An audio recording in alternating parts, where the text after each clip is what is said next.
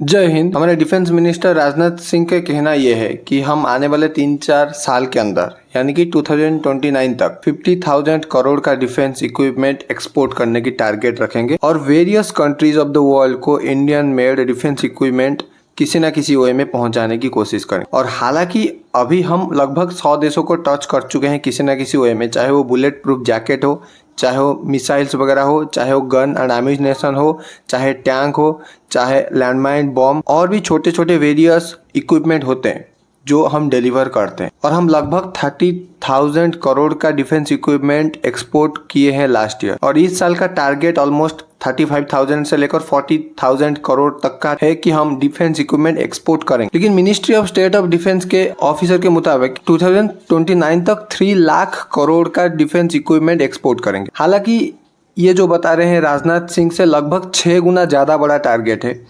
और मे भी पॉसिबल है नहीं, क्योंकि यार हमारा अगर प्रोडक्शन कैपेसिटी को देखा जाए और वेरियस फैक्टर को देखा जाए तो इतनी जल्दी पॉसिबल है नहीं। और 3 लाख करोड़ बहुत बड़ी नंबर होती है एक्चुअली अगर डिफेंस के रिलेटेड देखा जाए, क्योंकि डिफेंस में कंपटीशन बहुत ही ज़्यादा है और दुनिया का हर एक देश चाहता है कि हम डिफेंस में सेल्फ सफिशिएंट बने, खुद कुछ ना कुछ प्रोडक्शन करें और वो अपना टेक्नोलॉजी पर काम भी कर रहे हैं। जैसे इंडिया काम कर रहा है वैसे ही दुनिया का 90% देश ट्राई कर रहे हैं कि हम आने वाले टाइम पर डिफेंस के मामले में खुद पर निर्भर हो, क्योंकि सबको पता है यूक्रेन और रशिया के बीच क्या हो गया। यूक्रेन पूरा तरीके से तबाह हो गया भाई, क्योंकि उन्होंने डिपेंड करी थी वेस्टर्न कंट्री पर। अब जब वेस्टर्न कंट्री सप्लाई बंद करेंगे तो यूक्रेन युद्ध नहीं लड़ पाएगा और यूक्रेन के बीच इतना ज़्यादा संघर्ष हो गई और इतनी भयंकर तबाही हो गई वहाँ पर 500 साल यूक्रेन पीछे चला गया। क्या उससे फायदा मिला भाई? कुछ फायदा नहीं है। नाटो में ज्वाइन करने की बात ना करता और ये वेस्टर्न कंट्री के बातों में ना आता तो भाई साहब आज उसका हालत ऐसा नहीं होता है। हाँ, रशिया का भी बहुत ज़्यादा डैमेज हुआ है नो डाउट, लेकिन यूक्रेन रशिया के कंपैरिजन में कुछ नहीं है। रशिया बहुत जल्द उसको रिकवर कर लेगा और उसका जीडीपी भी बहुत ज़्यादा है और ग्रोथ रेट भी अच्छा खासा है और उनके पास अपनी कंपनियां हैं भाई, डिफेंस के लिए अपनी कंपनियां हैं प्रॉपर। वो बहुत सारे प्रोडक्ट बनाते हैं, एयरक्राफ्ट से लेकर हर एक चीज़ बनाते हैं। अपने पास हो ना हो वो मतलब नहीं है, लेकिन एक इमरजेंसी के टाइम पर वो खुद बना के यूज भी कर सकते हैं, जैसे कि वर्ल्ड वॉर 2 के टाइम पर हिटलर ने करी थी। लेकिन यूक्रेन के पास अपना कुछ है नहीं, राइट? वैसे ही हर एक देश अपने लिए कुछ ना कुछ बनाने की कोशिश कर रहे हैं यूक्रेन से सीख लेकर, तो कंपटीशन बहुत ज़्यादा है। और इनका ये जो बेस ले रहे हैं कि 3 लाख करोड़, इसका फाउंडेशन क्या है मालूम नहीं है। लेकिन राजनाथ सिंह जो बोल रहे हैं कि 50,000 करोड़ का टारगेट हम ले रहे हैं आने वाले 4 साल के अंदर एक्सपोर्ट में हासिल करेंगे, बहुत जल्द पॉसिबल हो जाएगा। मैं भी 2029 ना लगे, 2026, 7, 8 तक हम पहुंच जाएं 50,000 करोड़ का एक्सपोर्ट पर ईयर। और हमारा डिफेंस इक्विपमेंट हम जो खुद मैन्युफैक्चर करते हैं वही 1.5 लाख करोड़ का है पिछले साल, और इस साल का टारगेट है 1.75 लाख करोड़। मेरे हिसाब से ज़्यादा ही अचीव कर जाएंगे, क्योंकि रिसेंटली मैंने इस वीडियो के पहले एक न्यूज़ पब्लिश करी थी कि 30,000 करोड़ का QRSM missile Indian government permission दे चुकी है प्रोडक्शन करने के लिए। और वो जो 30,000 करोड़ है ये वो 1.75 लाख करोड़ की डील में नहीं, समझ रहे हो? तो उसका भी एक बहुत बड़ा पार्ट ऐड हो जाता है इस पर। और आने वाले टाइम पर और भी बहुत सारे वेरियस प्रोजेक्ट हमारा है। हमारा थर्ड एयरक्राफ्ट कैरियर भी बनना है और हम तेजस का भी प्रोडक्शन वगैरह करने की शुरू कर रहे हैं और हम एम का भी प्रोडक्शन करने की बात कर रहे हैं। और बाय 2031 एम का भी प्रोड्यूस होकर इंडिया में आ जाएगा, जो भी कंपनी उसका टेंडर लेगा।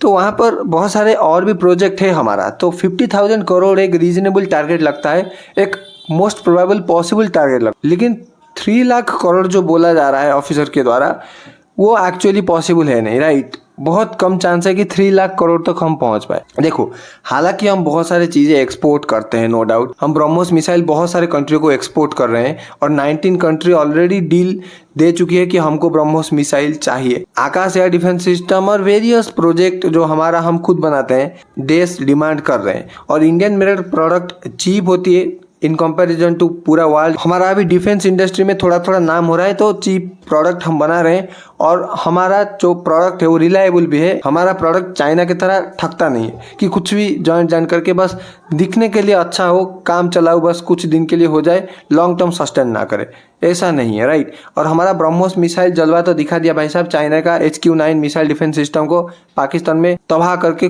घुस गई उनके देश के अंदर और 9 टेररिस्ट कैंप को ख़त्म भी कर दी। तो इंडियन मेड प्रोडक्ट रिलायबल है, ये पूरी दुनिया को पता है।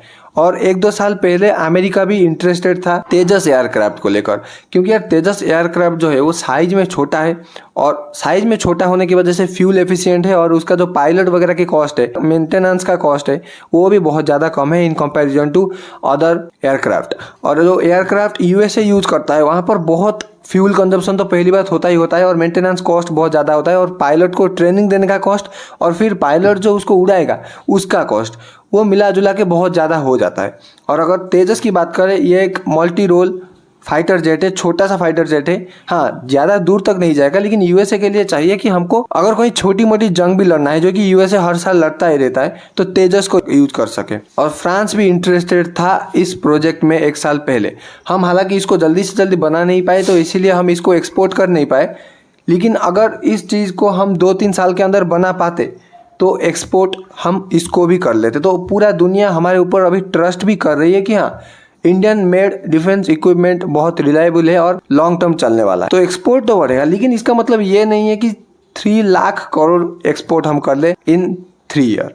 ऐसा इन माई ओपिनियन नॉट पॉसिबल। हालांकि हो भी सकता है, लेकिन कोई मैजिक हो तो हो ही सकता है, क्योंकि राजनाथ सिंह जो कि डिफेंस मिनिस्टर है और डिफेंस के related in comparison to this officer बहुत ज़्यादा एक्सपीरियंस रखते हैं, और इन्होंने बहुत सारे डील भी करे हैं डिफेंस रिलेटेड, फ्रांस से हो, यूएसए से हो, रशिया से हो, बहुत सारे जगह से हो। और हमारे जो डीआरडीओ, एचएएल वगैरह प्रोडक्ट बनाते हैं वहाँ पर भी ये एक्टिव है, तो इनको उन ऑफिसर से ज़्यादा पता होगा। और ये कोई ऐसे बेस फालतू में नहीं बोल रहे हैं कि 50,000 करोड़ का टारगेट हम लेकर चल रहे हैं। और इन माई ओपिनियन 50,000 करोड़ से क्रॉस कर जाएंगे हम लोग डिफेंस इक्विपमेंट, क्योंकि हमारा अब 3 प्रोजेक्ट बेसिकली चल रहा है, Tejas fighter jet, AMCA fighter jet and QRSAM missile defence system. और इस मिसाइल डिफेंस सिस्टम को हम 1 साल के अंदर में भी बना लेंगे। और ये जो मिसाइल डिफेंस सिस्टम, ये 25 से लेकर 30 किलोमीटर रेंज का है, तो सस्ता भी होगा पहली बात, और इसका मिसाइल जो है ये भी चीप होगा, और उसका जो पूरा सेटअप वगैरह है ये भी चीप होगा, और उसका ऑपरेटिंग कॉस्ट भी चीप होगा। तो छोटे छोटे देश जो कि अपने देश में मिसाइल डिफेंस सिस्टम चाहते हैं और S-400 जैसे मिसाइल डिफेंस सिस्टम को यूज नहीं कर सकते, और यू कैन से इसको बाय नहीं कर सकते, ये मोस्ट प्रोबेबली आकाश एयर डिफेंस की तरफ जाएंगे, या हमारा जो न्यू प्रोजेक्ट बन रहा है उसकी तरफ जाएंगे। और Akash air defence system in comparison to this थोड़ा सा महंगा है, क्योंकि आकाश एयर डिफेंस सिस्टम हमारे खुद के लिए हम बनाए थे, और most accurate air defence system in the world है, तो उसको मैं भी ना खरीद लें। लेकिन इस QRSAM new missile defence system जो इंडिया आने वाले 1-2 साल के अंदर बनाने वाला है, इसको मैं भी परचेस कर ले, और इसका एक्सपोर्ट दुनिया में बहुत ज़्यादा हो, क्योंकि ब्रह्मोस मिसाइल के ऊपर ट्रस्ट करके 19 कंट्री डील तो कर ही चुकी है, और उसमें से बहुत सारे कंट्रियों को, फिलीपींस को, वियतनाम को डिलीवर भी हो चुका है, और आने वाले सालों के अंदर कुछ और देश भी कॉन्ट्रैक्ट वगैरह कर रहे हैं कि हम भी खरीदेंगे और हम भी एक्सपोर्ट इंडिया से करवा के खुद अपने देश में इंपोर्ट करेंगे। और Akash air defence system Azerbaijan के वार में तो यूज हो ही गया है, सबको पता है कितना एफिशिएंट है। इसको नज़रअंदाज में रखते हुए तो देखा जाए एक्सपोर्ट बढ़ेगा। और देखो, जो भी करो, गवर्नमेंट जितना भी कोशिश कर ले, प्राइवेट कंपनियों को एंट्री अगर जब तक नहीं दिया जाएगा तब तक डिफेंस प्रोडक्शन एक्सपोनेंशियली ग्रो नहीं करेगा। 10 साल पहले लगभग 700-800 करोड़ के आसपास हमारे प्राइवेट कंपनी प्रोडक्शन करती थी डिफेंस इक्विपमेंट, लेकिन अभी की डेट की बात करें, लगभग 35,000 करोड़ का प्रोडक्शन करती है हमारी प्राइवेट कंपनी डिफेंस इक्विपमेंट को, और वेरियस जगह एक्सपोर्ट वगैरह भी करती है, जो bullet proof jacket, gun and ammunition, ये सब प्रोडक्ट को एक्सपोर्ट करवाती है। और एमका को भी गवर्नमेंट प्राइवेट कंपनियों को टेंडर देने की बात कर रही। यूएसए, फ्रांस, रशिया, इनका डिफेंस में इतनी ज़्यादा पकड़ क्यों है, ये इतने ज़्यादा डिफेंस इक्विपमेंट एक्सपोर्ट क्यों कर पाते हैं?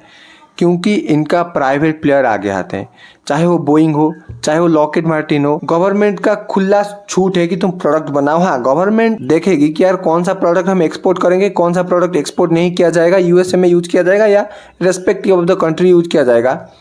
लेकिन we have to control the supply line. Government supply line को कंट्रोल करेगा और कंपनियां प्रोडक्ट बनाएंगी। इससे क्या होगा भाई, प्राइवेट कंपनी जब प्रोडक्ट बनाती है तो कंपटीशन की मूड से प्रोडक्ट बनाती है। ठीक है, बोइंग और लॉकहीड मार्टिन के बीच में कंपटीशन होगा, कौन अच्छा एयरक्राफ्ट बना पाएगा।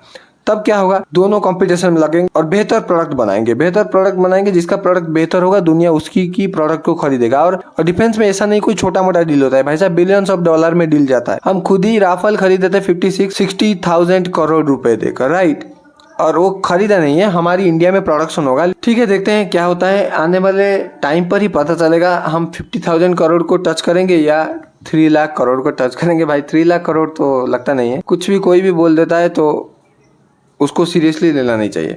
ठीक है, thank you so much everyone for watching this video. This is Manoj this side signing off.